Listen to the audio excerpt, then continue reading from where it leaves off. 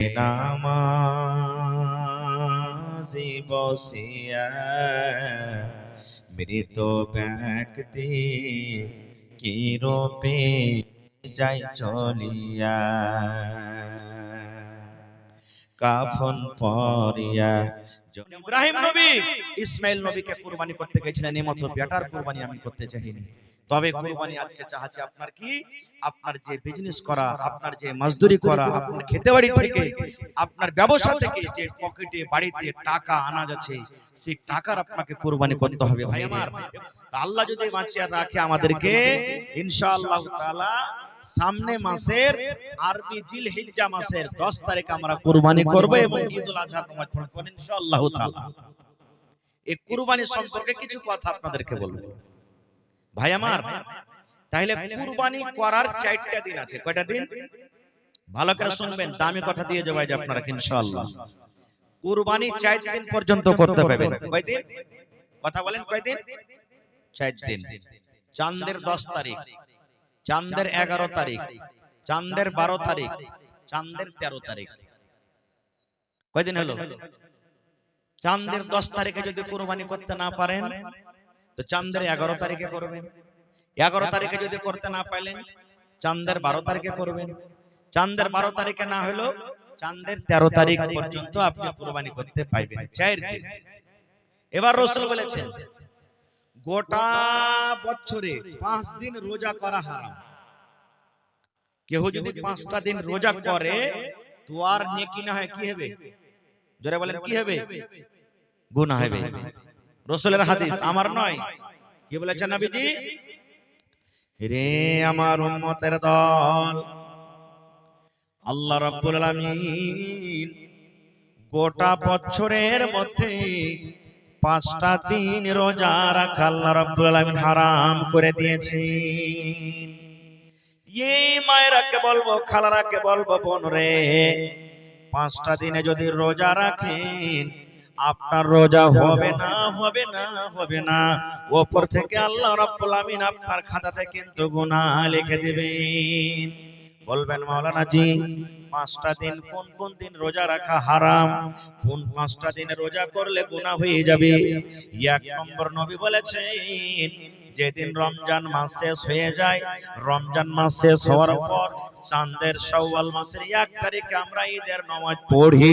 নবী বলেছেন ঈদের দিন রোজা রাখা হারাম। একদিন হলো কি ঈদের দিন, যেদিন ঈদের নামাজ পড়ি।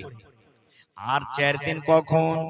নবী বলেছেন এই যে জিলহিজ্জা মাস, কুরবানি যেদিন করব চাঁদের 10 তারিখে, চাঁদের 11 তারিখে, চাঁদের 12 তারিখে, চাঁদের 13 তারিখে, অর্থাৎ 10 থেকে নিয়ে 13 পর্যন্ত এই 4টা দিন রোজা রাখা হারাম। যদি কোনো মা, যদি কোনো খালা, যদি কোনো ভাই, যদি কোনো বোন, যদি কোনো দাদা এই 4টা দিন রোজা রাখে, নবী বলেছেন সে কিন্তু গুনাহ করলো, পাপ হয়ে গেল। এই 4 দিন রোজা রাখা একবারে রাসূল বলেছেন হারাম। তাহলে গোটা বছরে কয়দিন রোজা রাখা মানা আছে? জোরে বলেন। 5 দিন রোজা রাখা মানা আছে। এবার একটা আপনাকে প্রশ্ন করব, বলবেন হাজি মাওলানা যখন 5 দিন রোজা রাখা হারাম হয়ে গেল যে মাওলানা, আপনি তো বললেন কুরবানির দিন রোজা রাখতে হারাম, কুরবানি যেদিন করবে সেদিন রোজা রাখতে হবে না। এই মাওলানা আমাদের গ্রামে এলাকাতে কত মা, কত ভাই, কত বোন যতক্ষণ পর্যন্ত কুরবানির জানোয়ার জবাই না হয় ততক্ষণ পর্যন্ত কিন্তু সেদিন রোজা করে থাকে যে মাওলানা। অর্থাৎ কুরবানির দিন কুরবানির নিয়তে যে রোজা করে থাকে, এটা হলো কেমন করে না? আপনার গ্রামে নাই? আছেন না? কথা বলেন, আছে না নেই? হ্যাঁ। তাহলে কুরবানির দিন রোজা করাটা কেমন? রাসূল তো বলেছেন রোজা করা হারাম। আর আমার মায়েরা, খালারা, ভাইয়েরা মেলায় রোজা করে কুরবানির দিন। এই মুসলমান, প্রথম নম্বর কথা, কুরবানির দিন রোজা করা হারাম, তো হারাম নেকি পাওয়া যাবে না, গুনাহ হয়ে যাবে। ওপর থেকে কোনদিন হাফ বেলা অর্ধেক দিন কিন্তু রোজা হয় না, এবং জানুয়ারির জন্য শরীয়তে কোনো রোজা নাই। যদি কোনো মা, যদি কোনো খালা, যদি কোনো বোন, যদি কোনো নানি, যদি এই ঈদের দিন, যেই দিন আমরা নামাজ পড়ে কুরবানি করব, সেই দিন 1 ঘন্টার জন্য, 2 ঘন্টার জন্য, 5 ঘন্টার জন্য যদি রোজা করে, সেই রোজাটাকে নবী বলেছেন হারাম, হারাম। সেই দিন তোমার কিন্তু রোজা করা চলবে না, সেই দিন রোজা রাখা হারাম। তাহলে কি করতে হবে? হ্যাঁ আছে, আমার মাওলানারা বসে আছেন, জিজ্ঞাসা করবেন কি করতে হবে সেদিন। আল্লাহ রাসূল বলেছেন, হে আমার উম্মতেরা তোমরা শোনো, ঈদের দিন যদি তুমি নামাজ পড়তে যাও, নবী যখন ঈদের দিন নামাজ পড়তে যাইতেন তখন কিন্তু কিচ্ছু খাইতেন না।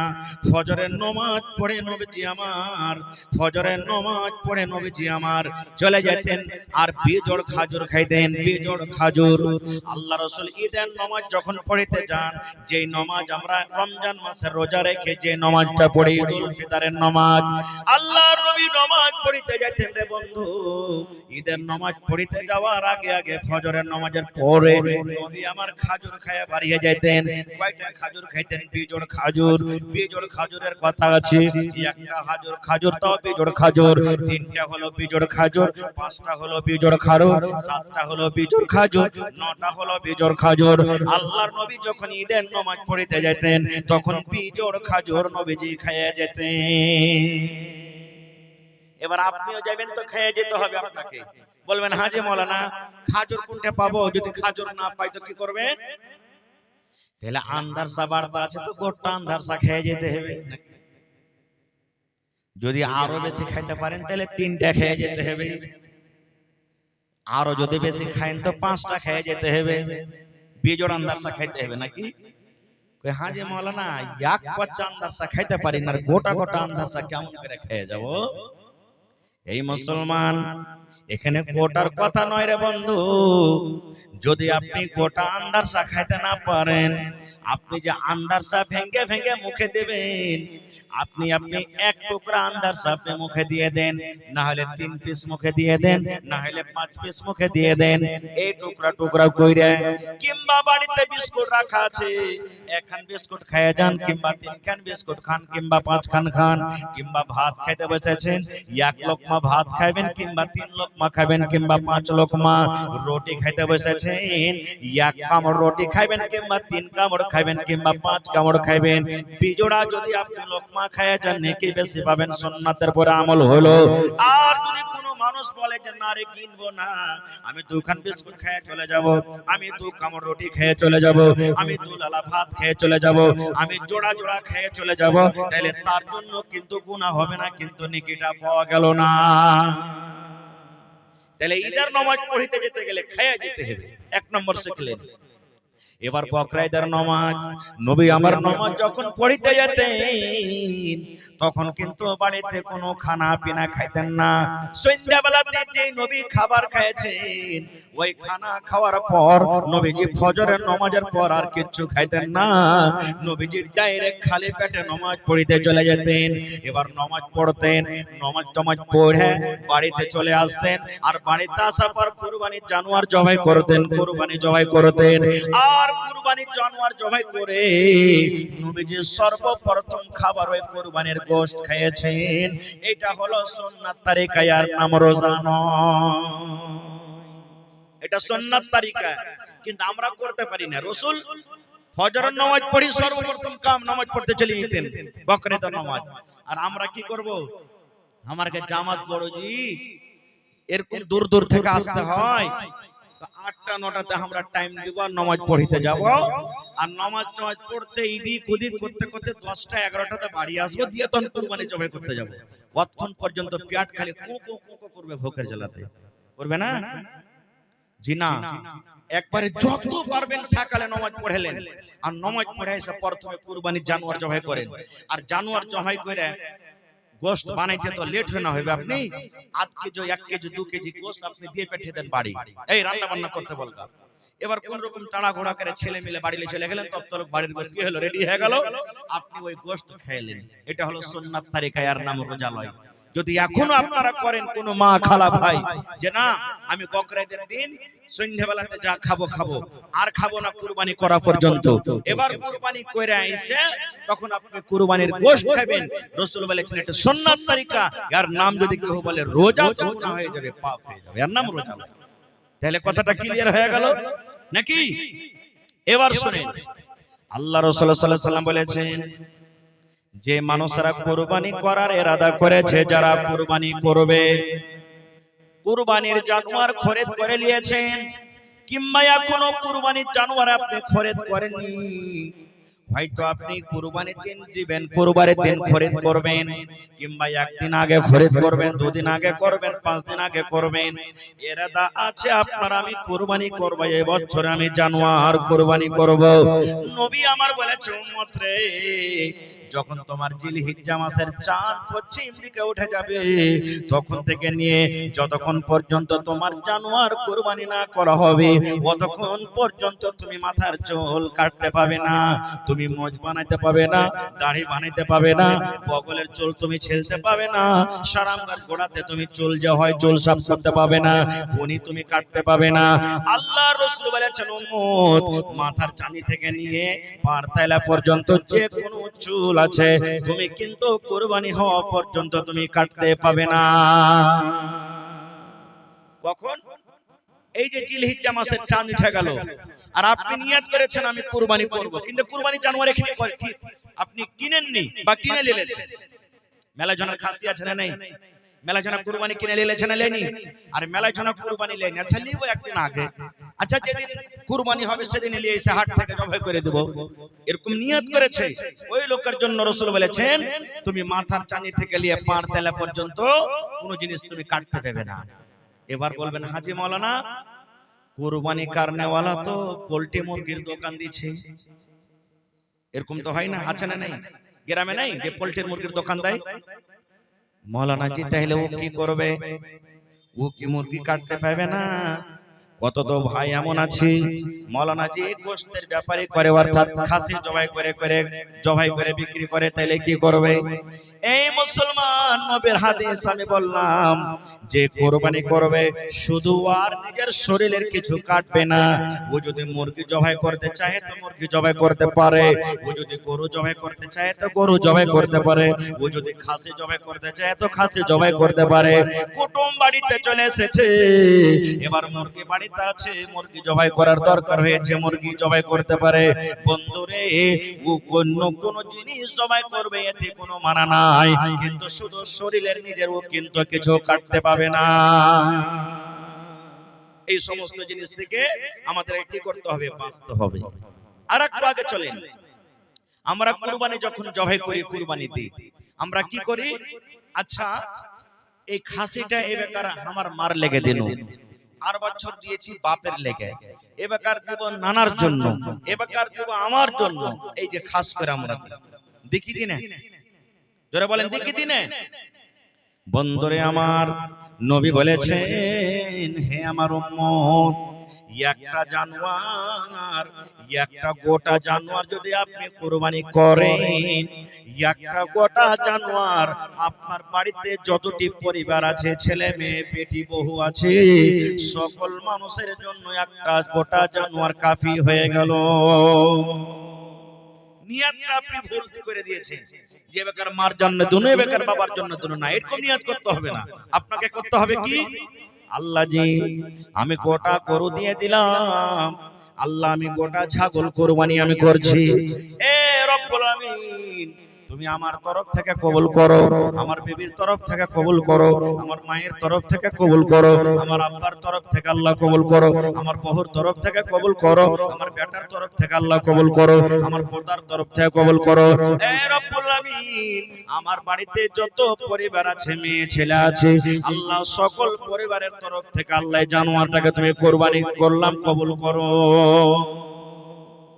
আপনি নিয়াত করবেন সবাই নাকি পাবেন, আর একটা লোকের নিয়াত করবেন তো কয়টা লোক নাকি পেলে, তো কোনটা লাভ হলো? খালি নিয়াত আপনাকে করতে কি লাগা আছে, কিন্তু হ্যাঁ উলামায়ে কেরাম মুহাদ্দিসিনে কেরাম বলছেন যদি আপনি ভাগাতে কুরবানি দেন, কিসে কুরবানি দেন? ভাগাতে। যেমন একটা গরুতে 7 জন দিচ্ছে, উটে 10 জন দিচ্ছে কি তাই না? ভাগাতে যদি আপনি কুরবানি দেন তাহলে একটা ভাগা একটা লোকের নামই হবে। কেন একটা জানে 7টা না লোক হয়ে গেল যে ভাই, একটা ভাগা একটা মানুষের নামই হবে যদি ভাগাতে দেন। ভাগাতে যদি আপনি কুরবানি দেন আর একটা গোটা জানোয়ার সকল পরিবারের তরফ হয়ে গেল। এবার বলবেন যে হাজী মাওলানা আমরা কি করছি, ভাগাতে একটু কম পড়ছে কিনা, খালি ভাগার দিকে দৌড়িয়ে দৌড়িয়ে চলে যাচ্ছে। আমি এটা ফতোয়া দিই না যে ভাগাতে কুরবানি হবে কি হবে না, এটা আমি বলি না, কিন্তু আমরা কি করছি, ভাগার দিকে দৌড়িয়ে দৌড়িয়ে যাচ্ছি।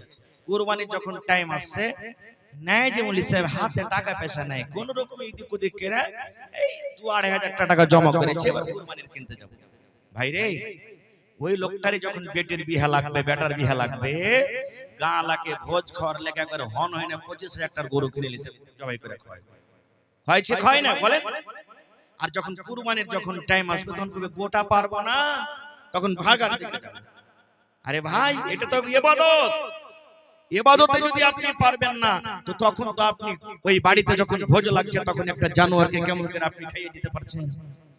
হ্যাঁ, এই জন্য নিয়ত করেন প্রত্যেক মানুষ একটা করে জানোয়ার জবাই করবেন, কুরবানি করবেন। আর একটু আগে চলেন, কুরবানি কি হিসাবে করতে হবে?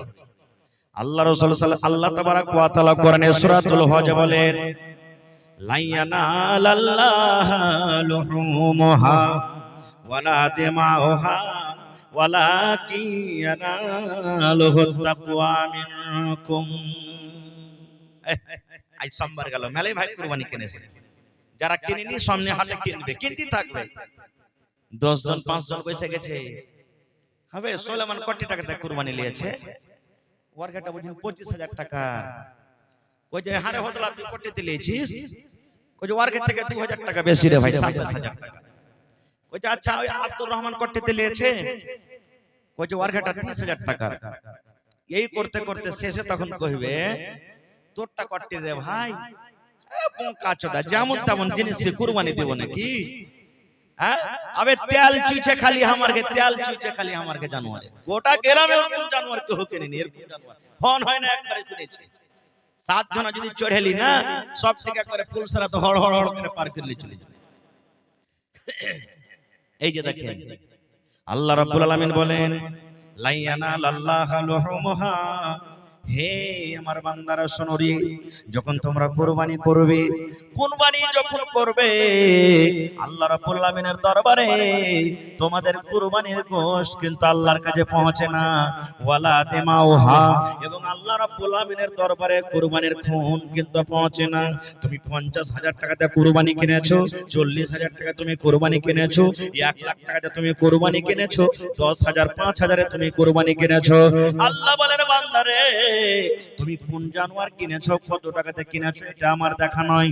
তোমার জানোয়ারটাতে কত কেজি চর্বি হবে এটা আমার দেখার নাই। তোমার জানোয়ারের ভিতরে কত কেজি রক্ত হবে, খুন হবে, এটা আমার দেখা নাই রে বান্দা।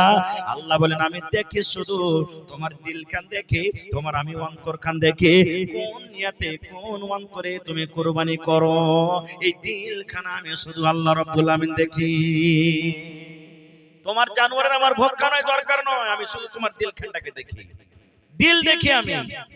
এই ভাই মুসলমান, মা খালারা বলে 4 জন 5 জন মা খালা বসে গেছে, হাজি বাবু তোমাকে আতরের বাপকে কুরবানি টুরবানি দিয়েছে, কি করব জি বাবু, কি করব কি করব, কুরবানি দেওয়ার তো মন ছিল না, কিন্তু কইনু যে দুঃখ সুখ করে কুরবানি দাও, না দিবা তো 5টা কুকুর শিয়াল আছে কার দুয়ারে তাকাইবে। বলছে কি বলে না ভাই, আপনারা বলেন, বলে না বলেন? এই দেখেন 5টা কুকুর শিয়াল আছে মানে ছেলে পিলা আছে, কার দিকে তাকাইবে? আব কহেন কার দিকে তাকাইবে মানে গোশত খাওয়ার লাগা কুরবানি হলো, এতে কি নেকি পাওয়া যাবে? জোরে বলেন নেকি পাওয়া যাবে? যাবে না ভাই আমার। এই সমস্ত জিনিস থেকে, রিয়াকারি থেকে আমাদেরকে বাঁচতে হবে। কুরবানি কার জন্য হবে? জোরে বলেন কার জন্য? আল্লাহ তাবারাক ওয়া তাআলার জন্য কুরবানি হবে। ভাই আমার এইবারে আপনাদেরকে জানা দরকার সর্বপ্রথম দুনিয়াতে কে কুরবানি করেছে? আল্লাহ তাবারাক ওয়া তাআলা যখন থেকে জমিন আসমানকে বানালছেন তখন থেকে নিয়ে দুনিয়াতে সব থেকে আগে কুরবানি কে করেছে? আর কেন করলেন? সব থেকে আগে আদম আলাইহিস সালামের বেটা হাবিল এবং কাবিল কুরবানি করেছে। আর কিসের জন্য জানেন? একটা মেয়ে ছেলে, বেটি ছেলের জন্য। এই জামানাতে নিজের ভাই বোন যদি বিয়ে শাদী করতে চায় তো হালাল না হারাম? জোরে বলেন, আরো জোরে বলেন। হারাম। নিজের মার পেটের ভাই বোনের সাথে বিয়ে করা চলবে না। দুধ মা দুধ ভাই বোনের বিয়ে করা চলবে না। যেমন নিজের ভাই বোন হারাম, এরকম দুধ বোন দুধ ভাইয়ের সাথে বিয়ে করা হারাম। এটা শরীয়তের ফয়সালা। এবারে আপনার বাড়িতে একটা স্ত্রী আছে, আর ওরই একটা আরো বোন আছে, ছোট হোক কিংবা বড় হোক। এই স্ত্রীটাকে যদি বাড়িতে রেখেছেন, আর আরেকটা বোনকে আপনি বিয়ে করে চলেন, অর্থাৎ শালীকে বিয়ে করলেন, চলবে? জোরে বলেন, চলবে? চলবে না, হারাম। কেন? আল্লাহ রাসূল বলেছেন নিজের মায়ের পেটের দুটো বোন একটা হাজবেন্ড একটা শওহরের কাছে থাকতে পাইবে না। একটাকে তোমাকে তালাক করতে হবে। তুমি যদি পরে কার শালীটাকে বিয়ে করে নিয়ে আসো, তো আগেকার টাকা তোমাকে তালাক করতে হবে। নিজের মায়ের পেটের বোন 100তে 203 হয়ে একটা লোকের বিবি হয়ে জীবনে কোনোদিন থাকতে পাবে না। এটা রাসূলের হাদিস। ভাই আমার, তো ওই জামানাতে আদম আলাইহিস সালাম এবং মা হাওয়া যখন আল্লাহ তাবারক ওয়া তাআলা তাদেরকে দুনিয়াতে দিলেন, মেলায় লম্বা কাহিনী ঘটনা আছে, আমি ওদিকে যাব না। আল্লাহ তাবারক ওয়া তাআলা সিস্টেম করলেন যে একসাথে একটা ছেলে একটা মেয়ে হইতো, অর্থাৎ একটা বেটা একটা বেটি।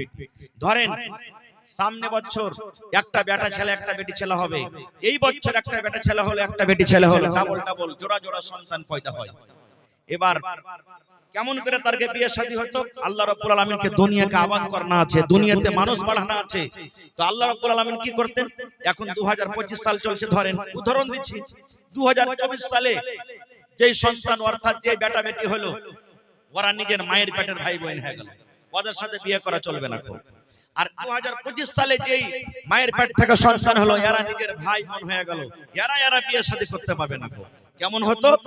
2024 সালের বেটা 2025 সালের বেটি, 2025 সালের বেটা 2024 সালের বেটি। মানে এক বছর আগে যেটা বেটা হতো এক বছর পরের বেটার সাথে, আর এক বছর আগে যেটা বেটি হতো এক বছর পরেকার বেটার সাথে। মানে এরকম ভাবে সিস্টেম আল্লাহ রাব্বুল আলামিন করেছিলেন। লম্বা ঘটনা ছোট করে বলি। আদম আলাইহিস সালামের দুজন বেটা, একটা নাম হলো কাবিল, একটা নাম হলো হাবিল। কাবিল হলো বড় আর হাবিল হলো ছোট। কোরআনের কথা বলছি আপনাদেরকে। এবার কাবিল বড় আগে জন্ম নিয়েছেন, ওর সাথে যেটা আদম নবীর বেটি হয়েছে অর্থাৎ কাবিলের বোন হয়েছে, এটা দেখতে একটু সুন্দর, বেশি দেখতে সুন্দর। আর হাবিল হলো আদম নবীর একটা ছোট বেটা, এই পরে হয়েছেন। আর ইয়ার সাথে যেটা বেটি ছেলে হয়েছে একটু ওর থেকে দেখতে কম সুন্দর। শরীয়ত কি বলছে? ওই বেটি ছেলে এর সাথে এর একটা ওর সাথে। কাবিল তখন বলছে হাবিলকে, যে যখন সময় হলো বিয়ের, তখন বলছে না, আমার সাথে এটা হয়েছে, আমি তাকে বিয়ে করব। কিন্তু শরীয়তের নিগাতে এটা হারাম, চলবে না। নিজের ভাই বোন না হয়ে গেল, বলছে না আমার সাথে এটা হয়েছে, আমি তাকে বিয়ে করব। কাবিল বলছে হারে ভাই, এটা তো আমার স্ত্রী হবে, এটা শরীয়ত বিরোধী তুমি কাজ করতে গেছো। আমার সাথে যেটা হয়েছে ওকে তুমি বিয়ে করো, আর ওকে আমি করব। বলছে না, তোর কথা শোনা হবে না। এরা দুইজন নিজের আব্বা হযরত আদম আলাইহিস সালামের কাছে চলে গেলেন। এবার আদম আলাইহিস সালাম তাদেরকে বুঝালেন, বুঝলো না কো। শেষের বেলাতে আদম নবী তখন বললেন যে তোমরা কুরবানি করো, যার কুরবানি কবুল হবে সেই তাকে বিয়ে করবে, আর যার কুরবানি কবুল না হবে সে একে বিয়ে করবে। যেটা এখন হয়েছে, মানে যেটা সিস্টেম ছিল ওই মতো চলবে। বলছে ঠিক আছে। কাবিল তো মনে মনে বলছে আমি বড়, আমার কুরবানি আল্লাহ রাব্বুল আলামিনের দরবারে কবুল হবে, আমি কুরবানি করব। এবার দু ভাই কুরবানি করলেন। কি কুরবানি জানেন? হাবিল মানে আদম আলাইহিস সালামের ছোট বেটা একটা জানোয়ারের কুরবানি করলেন, আর কাবিল আদম আলাইহিস সালামের বড় বেটা গম যাও এই ধরনের কিছু আনাজ কুরবানি করেছিলেন, রেখে দিলেন। তখন কুরবানির সিস্টেম কি ছিল জানেন? তখন থেকে নিয়ে ঈসা নবী পর্যন্ত কুরবানির গোশত খাওয়া হারাম ছিল, কুরবানির গোশত খেতে পেত না। আল্লাহর এটা বিধান।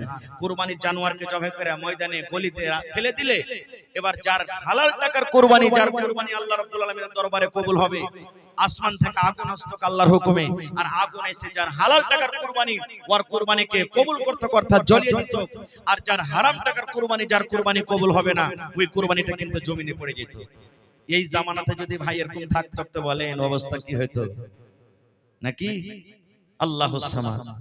তো ওরা কুরবানি করে দিলেন, হাবিল কাবিল কুরবানি করলেন। এ ভাই মুসলমান, এবার কাবিল কিছু আনাজ কুরবানি করলেন, হাবিল আদম নবীর ছোট বেটা একটা জানোয়ারের কুরবানি করে দিলেন। কুরবানি করে জমিনে রাখা আছে, আল্লাহ রাব্বুল আলামিনের পক্ষ থেকে, আল্লাহ রাব্বুল আলামিনের তরফ থেকে এবারে কিন্তু আগুন এলো, আগুন ঘুরতে লাগলো। কুরবানির পাঞ্জরে পাঞ্জরে পাঞ্জরে পাঞ্জরে আগুন ঘুরতে লাগলো। ঘুরতে ঘুরতে ঘুরতে আদম আলাইহিস সালামের ছোট বেটা যে একটা জানোয়ারের কুরবানি করেছিলেন, যে একটা জানোয়ারকে জবাই করেছিলেন, এর কুরবানি কিন্তু আল্লাহ রাব্বুল আলামিনের দরবারে কবুল হয়ে গেল। এবং আদম নবীর বড় বেটা যে আনাজ পানি কুরবানি করেছিলেন, এর কুরবানিটা কিন্তু জমিনে পড়ে থেকে গেল। এর মন খুব খারাপ, হ্যাঁ আমার বেইজ্জতি হয়ে গেল, আমার কুরবানি কবুল হলো না, ছোট ভাইয়ের কুরবানি এই কবুল হয়ে গেল।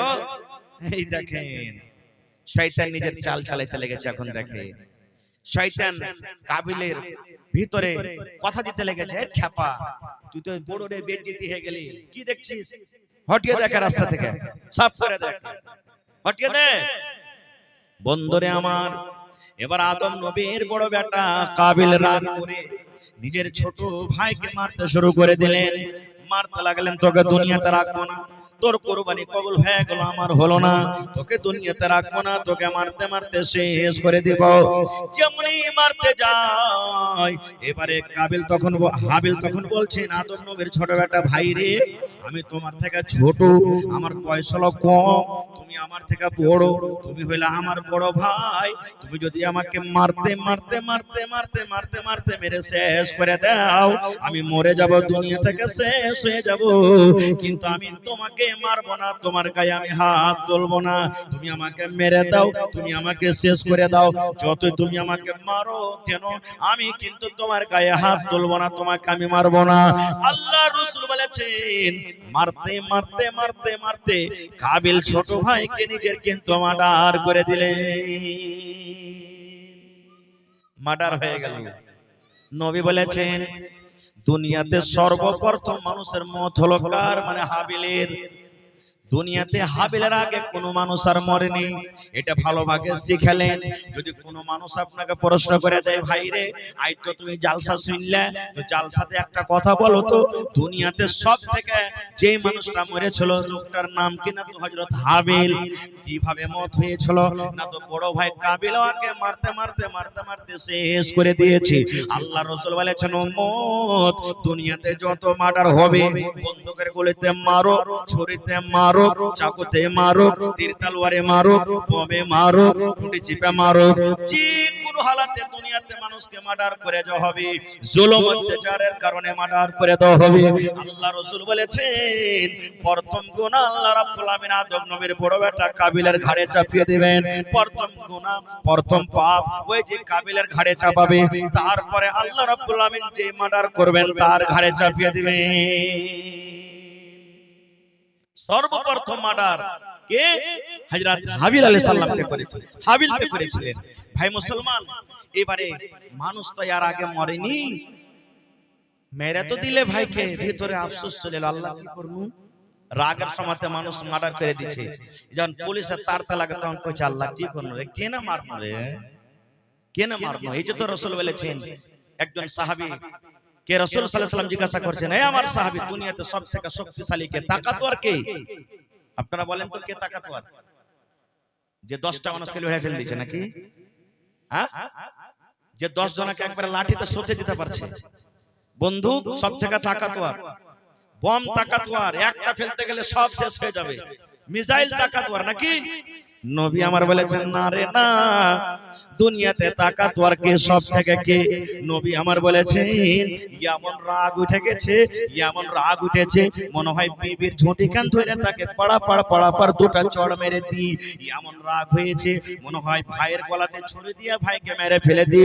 এমন রাগ হয়েছে, বেটার পরে এমন রাগ হয়েছে, মনে হয় খুঁট বেড়াতে এক মাথাতে দিয়ে মাথাটাকে ভেঙে দি।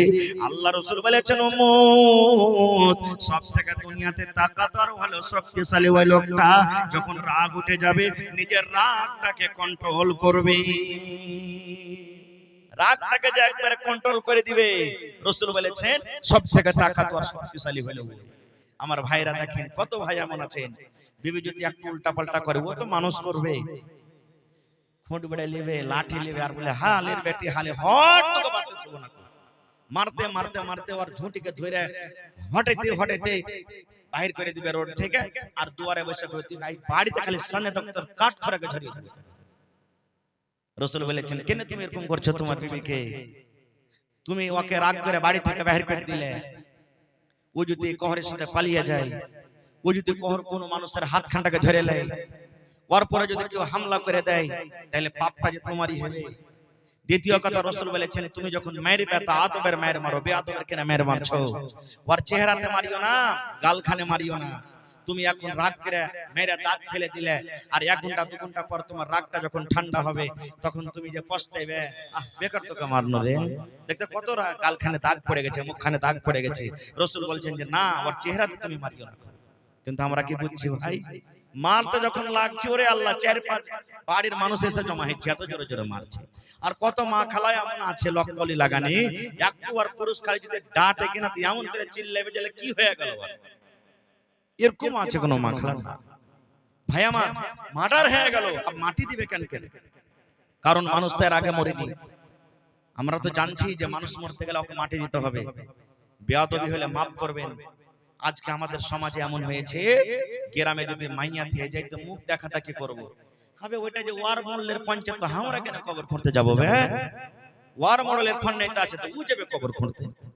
এই দেখেন না, মডেল পঞ্চায়েত এটা আমরা না করেছি ভাই, আমরা না দুনিয়াতে এটা করেছি, আল্লাহ আল্লাহ রাসূল তো করে জানেন।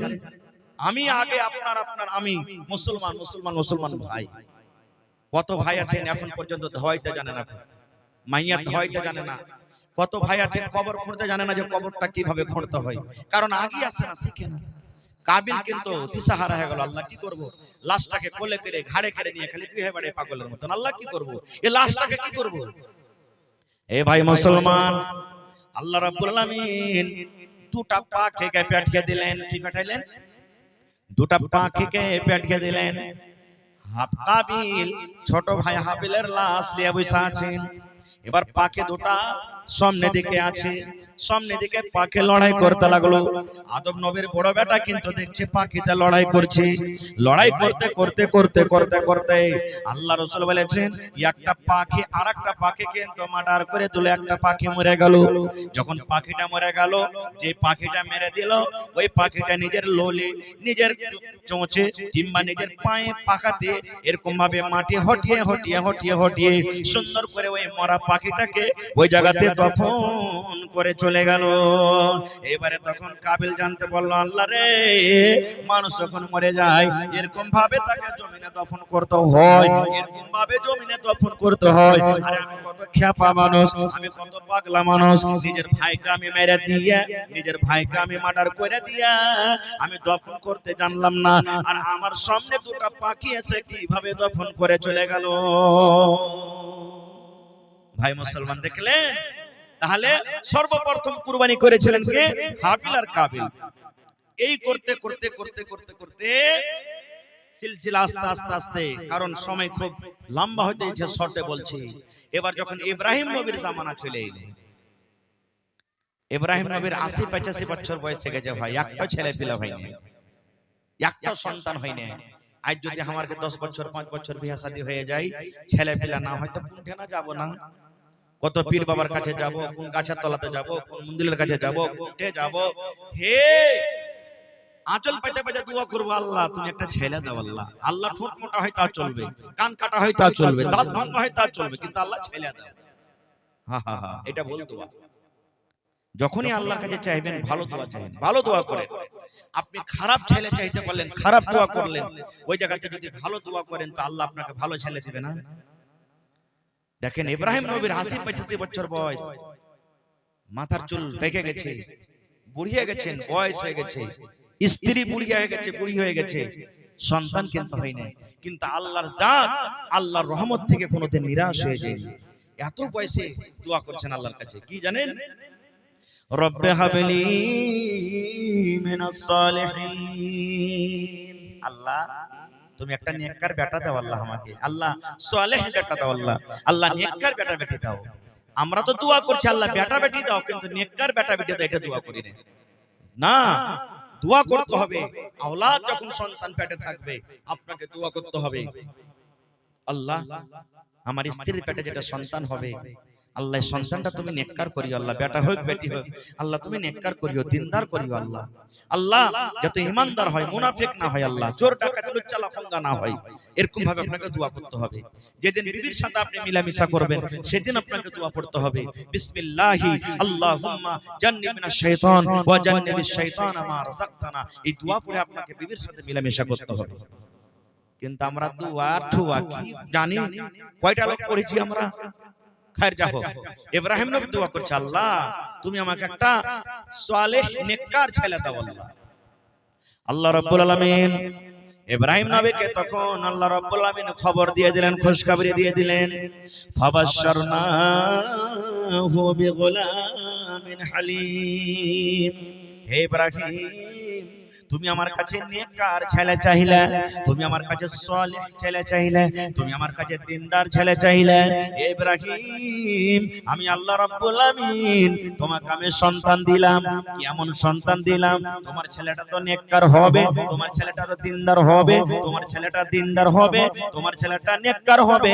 তার সাথে সাথে আল্লাহ বলেন হালিম, তোমার ছেলেকে আমি হুঁশিয়ার করে আমি দুনিয়াতে তোমাকে খুশখবরি দিলাম, তোমার ছেলেটা চালাক খুব হবে, হুঁশিয়ার হবে। আর আমারকে ছেলে পেলে যদি খালি একটা খালি কয়ে দেয় গোরে গোরে মুখরাতে কালা কালা চশমা, যে আমারকে ছেলে আব্দুল্লাহর নেক মাথা কত টেক্কাবে, কত গান কইতে পারছে। এই দেখেন এইটা আমরা টেক্কা মনে করছি, হুঁশিয়ার মনে করছি না। আল্লাহ বলছেন ইব্রাহিম 80-85 বছর বয়সে আমার কাছে আওলাদ চাইলি, আমি আল্লাহ কবুল করব, যা তোর ছেলেটা নেককার হবে এবং হুঁশিয়ার হবে। খায়ের যা হোক, লম্বা ঘটনা ছোট করে আমি বলছি কাইটে। দুনিয়াতে সন্তান হয়ে গেল, দুনিয়াতে যখন সন্তান হয়ে গেল তার নাম রাখা হলো ইসমাঈল। সে একজন নবী দুনিয়াতে গুজরেছেন, ইসমাঈল আলাইহিস সালাম। ওর মায়ের নাম হলো কি বিবি হাজেরা। ইব্রাহিম নবীর দুজন স্ত্রী ছিলেন, বড় স্ত্রীর নাম সারা আলাইহিস সালাম আর ছোট স্ত্রীর নাম কি হাজেরা আলাইহিস সালাম। তো বিবি হাজেরার পেট থেকে সন্তান হলো কে ইসমাঈল নবী। এবার আল্লাহ তাআলা তাকে আদেশ করলেন, ইব্রাহিম তোমার বিবিকে এবং তোমার বাচ্চাটাকে তুমি বাড়িতে রাখিও না। কোথায় রাখবে? এমন জায়গাতে তুমি রেখেছো যেখানে কোনো গাছপালা নাই, গা গ্রাম নাই, পানি নাই, লোকজন মানুষ টানু কিছু নেই, এরকম তুমি জায়গাতে রেখেছো। সেই জায়গাটা কি? কাবা শরীফ। কাবা শরীফ তখন মাটিতে একবারে বরাবর হয়েছিল, ভেঙে চুরে বোঝা যাচ্ছিল না যে জায়গাতে কাবা শরীফ ছিল, ঘর ছিল, একবারে মাটিতে ভেঙে বরাবর হয়েছিল। আল্লাহর আদেশে এক কলসি পানি আর অল্প কিছু খাজুর, ইব্রাহিম নবী একটা উটে চাপলেন, আর হাজেরা এবং ইসমাইল মা বেটা এক উটে চাপলেন আর দিয়ে হাঁটতে লাগলেন। এখন কয়েকদিন থেকে রোদ পড়ছে না, পড়ে না? জোরে বলেন। অন্য দিন থেকে আজকের দিনটা খুব ভালো গেল নাকি? এই যে হাঁটতে লাগলেন, আর আরবের দেশ তো জানছেন কত আরো গরম, রোদ মনে হয় পা থেকে পুড়ে যায় হয়ে গেল। এবারে তারা হাঁটতে লাগলেন। মা হাজেরা কিন্তু জানেন না যে আমাদেরকে কোথায় নিয়ে যাবেন। হাঁটতে হাঁটতে হাঁটতে ওই জায়গা যেখানে আল্লাহর আদেশ এসেছে যে মা বেটাকে তোমরা রেখেছো, ওখানে রেখে দিলেন। রেখে দেওয়ার পর দুটা উটকে নিয়ে ইব্রাহিম নবী হাঁটতে শুরু করলেন। মা হাজেরা বলছেন যে মনে হয় উট চড়াইতে গেল নাকি, চলে আসবেন। হাঁটতে হাঁটতে দেখছেন যে সাফা মারওয়া পাহাড় পার হয়ে চলে গেছে। তখন বলছেন যে না, মা হাজেরা বুঝে নিলেন যে কি ব্যাপার, হাঁটতে হাঁটতে চলে গেছে এখান থেকে। তখন পিছন থেকে বলছেন, ও আল্লাহর দোস্ত ইব্রাহিম, কোথায় আছেন আপনি? আল্লাহ বলেছিলেন যে পিছন দিকে তুমি মুখ করে ঘুরতে পাবে না। দেখলি একবার আপনি দিল্লি, পাটনা, পাঞ্জাব যাচ্ছেন, গাড়িতে চড়ছেন, আপনি বলছেন কি ভালো হয়ে থাক রে বেটা, মা ভালো হয়ে থাক, আব্বা ভালো হয়ে থাকো, চলে গেলেন। এবার একটা ঘুরে ঘুরে দেখছি আমরা যে আর চেহারাটা দেখতে পাবো কি পাবো না, শেষ বেলাতে দেখে নি। আল্লাহ বলছেন যে পিছনে তুমি ঘুরেও দেখতে পাবে না, হাঁটো। এবারে হাঁটতে হাঁটতে যখন অনেক দূর চলে গেলেন, আবার বলছেন মা হাজেরা, ও আল্লাহর দোস্ত ইব্রাহিম, কোথায় যাচ্ছেন আপনি আমাদেরকে ছেড়ে? আল্লাহর কি হুকুম এটা যে আপনি আমাদের মা বেটাকে এই জায়গাতে ছেড়ে চলে যাবেন? যখন এই কথাটা বললেন তার হযরত ইব্রাহিম আলাইহিস সালাম এরকম ভাবে মুড়িটা হিলিয়ে দিলেন না, হ্যাঁ এটা হলো আল্লাহর হুকুম, আল্লাহর আদেশ। সুবহানাল্লাহ। এই জামানার যদি মায়ের লোক হতো কি বলতেন জানেন? মিন সে মরা লিসি লাগা খায়বার পিন্দেবার রক নে ছেড়ে চলে গেল, কত রকম গাল দিত। কিন্তু ওরে সুবহানাল্লাহ, যখনই হযরত ইব্রাহিম আলাইহিস সালাম এবার যখন মাথাটা হিলিয়ে দিলেন, হ্যাঁ বিবি রে, আল্লাহ রাব্বুল আলামিনের আদেশ হয়েছে তোমাদের মা বেটাকে আমি এই জায়গাতে রেখে যাব। তখন বিবি হাজরাকে বলছেন, স্বামী গো আর আপনাকে রাখবো না গো স্বামী, আপনি চলে যান। এখানে মানুষ নাই তো কি হলো, এখানে গ্রাম নাই তো কি হলো, এখানে পানি নাই তো কি হলো, এখানে লোকজন নাই তো কি হলো, মা বেটা আমরা দুইজন আছি, আমাদের সাথে আছেন কে? আল্লাহ। আল্লাহ রাব্বুল আমিন আমাদেরকে হালাক বরবাদ করবেন না, আল্লাহ রাব্বুল আমিন আমাদেরকে হেফাজত করবেন, আল্লাহ আমাদেরকে বাঘ থেকে বাঁচাবেন, আল্লাহ আমাদেরকে সাপ থেকে বাঁচাবেন, আল্লাহ আমাদেরকে দুশমন থেকে বাঁচাবেন, আল্লাহ রাব্বুল আমিনের খাবার ব্যবস্থা করে দিবেন, আল্লাহ রাব্বুল আমিন পানির ব্যবস্থা করে দিবেন, আল্লাহ ঘরের ব্যবস্থা করে দিবেন, আল্লাহ রাব্বুল আমিন সব কিছুর ব্যবস্থা আমাদেরকে করে দিবেন। চলে যান, চলে যান স্বামী গো, চলে যান, আর আপনাকে আমি রাখবো না। নারে সুবহানাল্লাহ। এইবারে মাঝখানে মেলায় কথা আছে, কেমন ভাবে জামজামের কুয়া বের হলো, কেমন করে কি হলো, যদি সময় পেতে আবার কোনোদিন বলবো, ওদিকে আমি যাব না, কথা লম্বা হবে। এবারে আস্তে আস্তে আস্তে যখন ইসমাইল আলাইহিস সালাম 5 বছর 6 বছর 7 বছর বয়স যখন হয়ে গেছে, সুবহানাল্লাহ, দেখেন আজ আমরা জানোয়ারের কুরবানি করছি, আজকে মানুষের কুরবানির কথা আপনাদের সামনে বলছি। ওরে সুবহানাল্লাহ, দুনিয়াতে কোন এমন বাপ আছে যে নিজের বেটাকে কুরবানি করতে পারবে? দুনিয়াতে কোন এমন মা আছে যে বলবে যা আল্লাহর রাহে তুই কুরবানি হয়ে যা, আল্লাহ রাব্বুল আলামিনের আদেশটি মানতে যা? দুনিয়াতে কোন এমন বেটা আছে আব্বা তুমি আমার গলাতে ছুরি দিয়ে দাও, আমি আল্লাহর রাহে কুরবানি হয়ে যাব? সুবহানাল্লাহ। আজ একটা পড়িতে যাই, যদি খালি মুলবি মাস্টার মেরে দেয় দাওলে কাটতে চলে যাব, শালার বেটা মুলবি তুই খেয়ে মানুষ করছিস যে মারবি। এই দেখেন, বলি না জি ভাই, হ্যাঁ সুবহানাল্লাহ। এই আমার মায়েরা খালারা শুনেন, আল্লাহ রাব্বুল আলামিন কোরআন মাজিদে বলেন, ফালাম্মা বালাগা মাহুস সাইয়া, যখন ইসমাইল নবী আব্বার সাথে চলাফেরার বয়সে যখন পৌঁছে গেলেন, বাপের সাথে মানুষ চলাফেরা কখন করে? 3 বছর 4 বছর 5 বছর 6 বছর, এই বয়স না, যেদিকে বাপ যাবে ওদিকে ও যাবে। বাপু যদি মোটরসাইকেলে বের হয় বলে আব্বা আমিও যাব, সাইকেলে যদি বের হয় আমিও যাব। কোনটা যাবি রে? তুমি যেখানে যাবে সেখানে যাব, পিছে ধরে না যে ভাই। আল্লাহ রাব্বুল আলামিন বলেন, যখন ইব্রাহিম নবীর সাথে চলাফেরার বয়সে যখন তার সন্তান পৌঁছে গেলেন, মানে ইসমাইল নবী, আল্লাহ রাব্বুল আলামিন স্বপ্ন দেখাচ্ছেন, ইব্রাহিম তোমার কলেজার টুকরাকে তুমি তার গলাতে ছুরি দিয়ে তাকে তুমি কুরবানি করে দাও, জবাই করে দাও। স্বপ্ন দেখাইলেন আল্লাহ। আমাকে আপনাকে যদি স্বপ্ন দেখি বা দেখাই যে যা বেটাকে তুই কুরবানি করতে হবে, হবে না, কারণ আমার আপনার স্বপ্নটা ওহী নয়। কিন্তু নবীরাকে আল্লাহ স্বপ্নের মাধ্যমে ওহী করতেন। নবীরা যেটা স্বপ্ন দেখলে এটা আল্লাহ রাব্বুল আলামিনের পক্ষ থেকে। এবারে হযরত ইব্রাহিম আলাইহিস সালাম যখন স্বপ্ন দেখে নিলেন, আল্লাহ রাব্বুল আমিন আমাকে বেটা কুরবানি করতে বলছেন। ওরে সুবহানাল্লাহ, কেন বেটার কুরবানি করতে বললেন? আল্লাহ রাব্বুল আমিন শুধু পরীক্ষা করছেন, ইব্রাহিম রে তুমি 85 বছর বয়সে যে বেটাটা পেয়েছো, এই বেটাটাকে তুমি বেশি ভালোবাসো কি আমি আল্লাহ রাব্বুল আমিন তুমি আমাকে বেশি ভালোবাসো? আল্লাহ শুধু পরীক্ষা করছেন, ইব্রাহিম তুমি বেটাকে বেশি ভালোবাসো না আমাকে বেশি ভালোবাসো? শুধু এই পরীক্ষা, তাছাড়া আর কিছু নাই। আল্লাহ বললেন কুরবানি করো। আহ দেখেন জি কেমন নবী। এমনি আল্লাহ তাবারাক ওয়া তাআলা তাকে দোস্ত বলেছেন, ইব্রাহিম খলিলুল্লাহ, ইব্রাহিম হলেন আল্লাহর দোস্ত। সুবহানাল্লাহ। এইবারে একটা ছুরি নিয়ে নিলেন, ছুরি নিয়ে বাড়ি থেকে বের হয়ে গেলেন। হাঁটতে হাঁটতে হাঁটতে হাঁটতে এবারে যেখানে বাড়ি আছে ওই জায়গাতে চলে গেলেন, মক্কাতে চলে গেলেন, মক্কা নগরী। এবার একানিত ভাবে ইব্রাহিম নবী বেটাকে ডাক দিলেন, বেটাকে ডাকতে বলছে, ইয়া বুনাইয়া, রে আমার কলিজার টুকরা সন্তান, ইয়া বুনাইয়া, এ আমার বেটা, এ কলিজার টুকরা সন্তান রে, আমি আল্লাহ রাব্বুল আমিনের পক্ষ থেকে স্বপ্ন দেখেছি। আল্লাহ আমাকে স্বপ্ন দেখাচ্ছেন যে আমি যেন তোমাকে জবাই করছি, তোমাকে কুরবানি করছি। ফানজুর মাজা তারা, হে ইসমাঈল, তোমার কি রায়, তোমার কি মাশওয়ারা, তুমি কি বলছো বেটা বলো। বেটা, আল্লাহর আদেশ হয়েছে আমি যেন তোমার গলাতে ছুরি দিয়ে তোমাকে জবাই করছি, তোমাকে আমি কুরবানি করছি। বেটা, তোমার রায় কি, মাশওয়ারা কি বলো তো। এই জন্য একজন বলছেন, বাপ কা বেটা सरस का घोड़ा कुछ नहीं तो थोड़ा थोड़ा। যেমন হযরত ইব্রাহিম আলাইহিস সালাম বেটাকে বললেন, বেটা রে, আল্লাহ রাব্বুল আমিনের পক্ষ থেকে আমাকে হুকুম করেছেন রে বেটা, আমি স্বপ্নের মাধ্যমে আল্লাহ আমাকে দেখাচ্ছেন, আদেশ করেছেন যেন তোমার গলাতে আমি ছুরি দিয়ে তোমাকে জবাই করছি। বেটা, তুমি কুরবানি হবে কি হবে না, ধনরে বল, তুমি আল্লাহর কথাটা মানবে কি মানবে না। তোমাকে আমি জবাই করতে নিয়ে যাব মিনার মাঠে, তুমি আমার হাত দিয়ে তুমি কুরবানি হবে কি হবে না।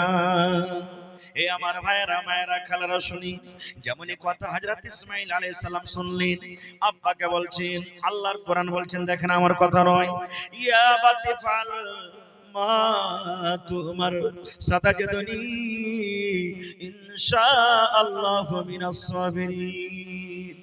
আব্বা গো, ইয়া আবাতি ফাল, হে আমার আব্বা, মা তোমার, আল্লাহ যেটা আপনাকে আদেশ করেছে, হুকুম করেছে, সেটাই করেন।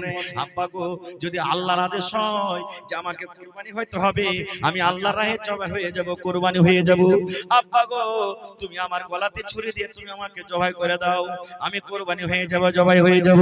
সাতাজাদুনি ইনশাআল্লাহু মিনাস সাবিরিন। আব্বা যখন উট জবাই হয়, উটটা কত ছটফট ছটফট করে, গরু যখন জবাই হয়, গরুটা কত ছটফট ছটফট করে, যখন দুম্বা জবাই হয়, দুম্বাটা কত ছটফট করে, আব্বা যখন ছাগল জবাই হয়, ছাগলটা কত ছটফট করে। যদি ইচ্ছা করলে উটকে যদি বেঁধে না রাখে, গরুটাকে যদি বেঁধে না রাখে, গরুটা শরীর তলা থেকে পালিয়ে যাবে। হযরত ইসমাঈল বলছেন, আব্বা, আমি ওই জানোয়ারের মতন হব না, আমি তোমার শরীর তলা থেকে পালিয়ে যাব না, আমি ছটফট ছটফট করব না, আমি হাত হিলাবো না, পা আমি হিলাবো না, মুড়িটা আমি হিলাবো না। আব্বা, তুমি আমার গলাতে ছুরি দিয়ে জবাই করে দাও, আমাকে তুমি ধৈর্যশীল পাবে, আমাকে তুমি সবরকারী পাবে, আল্লাহর রাহে আমি কুরবানি হয়ে যাও, জবাই করে দাও। ওরে সুবহানাল্লাহ। তাহলে বাপও রাজি, বেটাও রাজি। আল্লাহ কোরআনে বলেন, ফালাম্মা আসলামা, বাপ বেটা যখন রাজি হয়ে গেল, আল্লাহ নিজে বলছেন, হে দুনিয়ার মানুষ, আমি আল্লাহ রাব্বুল আমিন ইব্রাহিম নবীকে কুরবানি করতে বললাম বেটাকে। এবার ইব্রাহিম নবী নিজের বেটাকে বললেন, বেটাও রাজি হয়ে গেল। বাপ কুরবানি করবে বলে রাজি হয়ে গেল, বেটা কুরবানি হবে বলে রাজি হয়ে গেল। আল্লাহ বলেন, ফালাম্মা আসলামা, যখন বাপ বেটা দুজন রাজি হয়ে গেল, ওয়াতাল্লাহু লিল জাবিন, এবং তাকে মুখের ভরে যখন দিয়ে দেওয়া হলো, মিনার মাথাতে নিয়ে চলে গেলেন। মেলায় মাঝখানে ঘটনা ঘটলো, আমি ওদিকে যাব না, শর্টে বলছি। এবারে মিনার মাথাতে নিয়ে মুয়াজ্জা হাসানাতে বা অন্য অন্য কোন কিতাবে লিখছেন, সত্য মিথ্যা আল্লাহ জানে, হয়তো মানুষরা বোঝার জন্য লিখেছেন কোন কোন মুসান্নিফ, যে যখন কুরবানি করতে যাবে ওই টাইমে ওই সময়তে ইসমাইল নবী আব্বাকে বলছেন কিছু কথা। কি কথা জানে? আব্বা গো, যখন আপনি আমাকে কুরবানি করবেন, আপনি নিজের চোখে পাট্টিটা দিয়ে দিবেন, নিজের চোখটাকে বন্ধ করে দিবেন। কেন বন্ধ করবেন? যখন আপনি কুরবানি করতে যাবেন, যখন ছুরিটা আমার গলায় দিতে যাবেন, তখন হয়তো আমার দেখে আপনাকে মায়া লেগে যাবে, দয়া লেগে যাবে। এই জন্য আব্বা জান, আপনি নিজের চোখে পট্টি বেঁধে নেবেন, যেন ছুরিটা ঘুষতে আপনাকে দয়া মায়া না লাগে, আল্লাহর হুকুমটা যেন আপনি পালন করতে পারেন। একটা কথা এটা বলেছিলেন। আর কি বলেছিলেন জানে? ইসমাইল নবী বলেছিলেন, আব্বা গো, যখন আপনি আমাকে কুরবানি করে বাড়িতে চলে যাবেন, দয়া করে আমার জামা কাপড়গুলো আপনি খুলেলেন। কেন খুলেলেন? মা বাড়িতে আছে, আমার জামা কাপড় যখন আমার মা দেখবি, আমার জামা কাপড়ে রক্ত লেগে আছে, খুন লেগে আছে, হয়তো আমার মাকে দয়া লেগে যাবে, ময়া লেগে যাবে, আমার মা হয়তো কত কাঁদবে আমার জন্য। এই জন্য আব্বা তুমি আমার এই জামা কাপড়কে খুলে দাও। এই ধরনের কিছু কথা বলেছিলেন। আল্লাহু আলাম। ভাই আমার, এবারে ছুরে কিন্তু ঘুষতে যাবে। ওরে সুবহানাল্লাহ, আল্লাহ রাব্বুল আমিনের যত দুনিয়াতে ফেরেশতা আছেন সব ফেরেশতা কয় আল্লাহ কি তোমার ইমতিহান, কি তোমার পরীক্ষা।